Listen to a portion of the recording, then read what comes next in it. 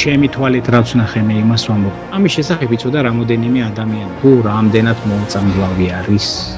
პირველად საშიში ქიმიური ნივთიერება ხალხის წინააღმდეგ ივანიშვილის გუნდმა 2020 წელს გამოიყენა.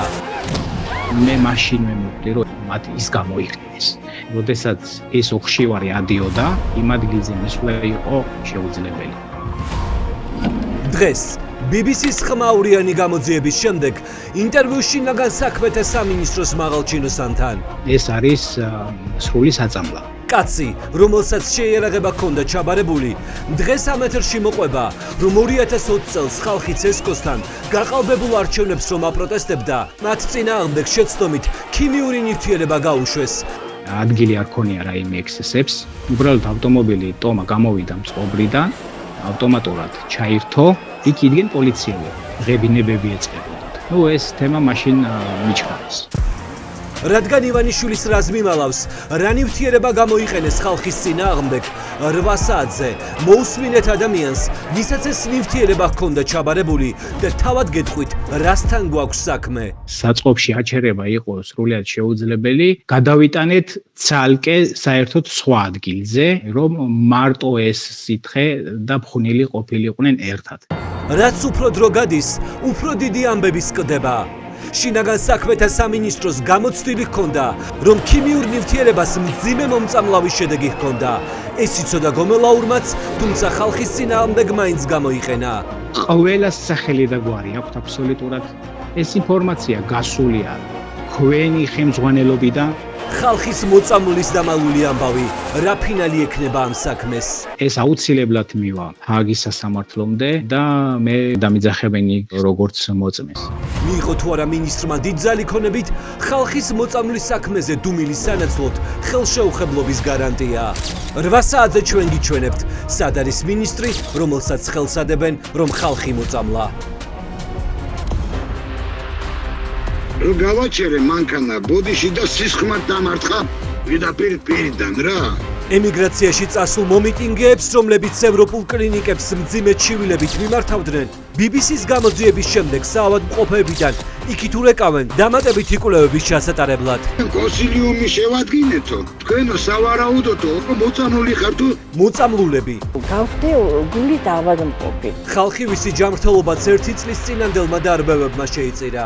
მე უნდა ვიცოდე, რა ნივთიერება იყო შერეული წყალში. ხალხი, ვისაც ახლა ივანიშვილის პარტია უმტკიცებს, რომ არაფერი სჭირდა ეჩვენებათ. მთელი ფეხები, ორივე კიდურები, რაღაცა მოხლებები მქონდა, დაწინწული. ხალხი ვინც ვერ გაიგო, საიდან გაჩნდა მათ ანამნეზში ამდენი დაავადება. ჩემი ჯანმრთელობა შეირყა ალბათ უფრო ხმადაბალი ნათქვამია, მე ვიტყოდი, რომ განადგურდა. დღეს 8 საათზე მოусმინეთ ადამიანებს, რომლებსაც ოლიგარქის პარტია არ იმჩნევს და არც ის ექიმები, ვინც ოლიგარქის გამართლების სამსახურში ჩადგა. არც ერთ შემთხვევაში არ მომცა სასწრაფო მცნობა. Maria Mustakirava Murabiha, Faina Georgia, Tuatu Aliavo. სწორება არაბული ქვეყნების ბაზარზე ვისთვის შენდება ამდენი კორპუსი თბილისსა და ბათუმში. არაბულ ენოვანი რეკლამები როდიდან დაიწყათ? ნებართვა უნდა აიღოს. არაბული ქვეყნების მოქალაქეებს თბილისში ცხოვრება აინტერესებთ.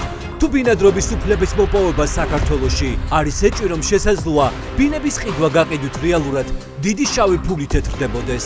ჩვენი საზოგადოება ხედავს, რომ ოცნებისთვის ფულს უნი არ აქვს. დღეს 8 საათზე ნახეთ კორპუსები თბილისში, სადაც არაბული ქვეყნებისა და რუსეთის მოქალაქეებს უკვე ბინების 30%-ზე მეტი აქვთ ნაყიდი. შესაძლებლობა ქართული ოცნებისთვის თეთრი თუ შავი კაპიტალი ამ ქვეყანაში შემოვიდეს.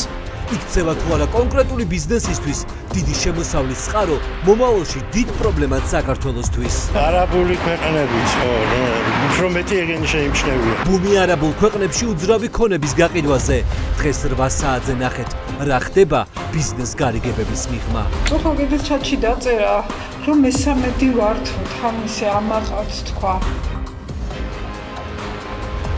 თაღლითობა ივანიშვილის, კობახიძის და ყაველაშვილის ფოტოებით. ამ ორს კიდე 2 უნდა მოეყვანა, აგერ და ამ ორს კიდე 2 უნდა მოეყვანა. კაცი, რომელიც ემიგრანტებთან დობაში, პოლიტიკურ ლიდერებთან კავშირების დემონსტრირებით შევიდა, უცხოეთში მყოფ ქართველებს დიდ ფულს არიცხინებდა, ბოლოს კი გადააგდო. ვიძინა ივანიშვილის სახელით თაღლითობთ. 8 საათზე პირამიდის ახალი სქემა და ათობით დაზარალებული ქართველი. ექიმთან ვერ მისულა იმის გულისთვის, რომ იდე ბანკს ვიყდი, რომ ის ფული მე ეხლა დავპარო. რაც შევიდა. ემიგრანტებს დააჯერეს, რომ მათ სამშობლოში დასაბრუნებლად დიდი ამბავი იწყებოდა. ფული უნდა ჩაერიცხათ და ყველაფერს ერთად მიიღებდნენ. ზოგმა $17,000 კი გადმორიცხა, მაგრამ დატოვეს ნულზე. ძალიან გულიმწყდება, რომ ესეთი საზღვრაც მოტყუებული და დამცირებული ვარ. ქალებს, ვინც ფულის უკან დაბრუნებას ითხოვს, იარაღით ემუქრებიან. სამართალდამცველები კი, რომლებსაც საჩივრები მიუტანეს, არაფერს აკეთებენ. საქმეებს რო არჩევენ და ჰაერში იარაღით რომ არიაჟობენ და ისინი იმ იარაღის ტარების უფლება თუ აქვს. დღეს შაბათის ეთერში ნახეთ როგორ გაძარცვეს უცხოეთში ოჯახების სარჩენად წასული ქალები. ოპერატიული სამსახურია, ბატონო, თქვენი თუ ჟურნალისტები ბრძანდებით. პოლიციელის დაჭრაში ბრალდებული როგორ გაგექცათ? პოლიციას გაექცა 19 წლის ბრალდებული, რომელმაც ფინანსურის გამომძიებელს დანაჩაარტყა. აქციის მონაწილეებს რომ დასდევთ დღე და ღამე, პოლიციელი რომ დაგიჭრეს შენობიდან რამდენიმე მეტრში. რატომ ვერ დააკავეთ? მუშაობთ მაქსაკისზე. როგორ აღმოჩნდა საგამოძიებო უწყების ორი ოპერმუშაკი კრიმინალურ გარჩევაზე ნაძალადევში. პოლიციელი სადმის გასარჩევა აქტივის უფლება. არსებობს ეჭვი, რომ ქუჩური გარჩევა გამომძიებლებმა თავად დაგეგმეს და ეგრეთ წოდებულ სტრელზე უბნის ბიჭები დაიბარეს. იმან ძვირბიჭურად დაუწყო ავაჩები დადებს და გადარჩენილია. პოლიცია ქუჩაში ხალხს რომ აქციებზე დგომისთვის დასდევს, ნახეთ რა ხდება ამ დროს ქვეყანაში. დავით, როდესაც დანაჩაარტყეს, იყვირა რამიგენითო. წამოვიდა დიდი ოდენობით სისხლი. სამივე თავდამსხმელი გაიქცა. შაბათის გუნდმა პროკურატურის საგამოძიებო მასალები მოიპოვა და 8 საათზე მოგიყვებათ რა წერია იქ.